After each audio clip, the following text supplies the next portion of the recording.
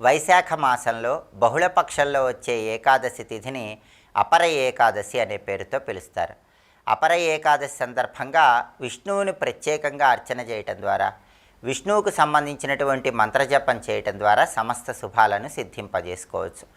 అపర ఏకాదశి సందర్భంగా ప్రధానంగా లక్ష్మీనారాయణుల చిత్రపటం దగ్గర ఆవు నెయ్యి దీపాన్ని 3 ఒత్తులు వేసి వెలిగించాలి.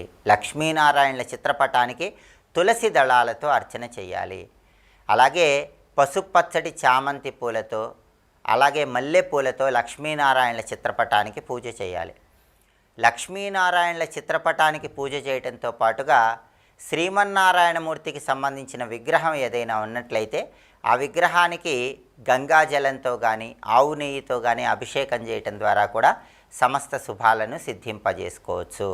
అపర ఏకాదశి సందర్భంగా ఎవరైనా సరే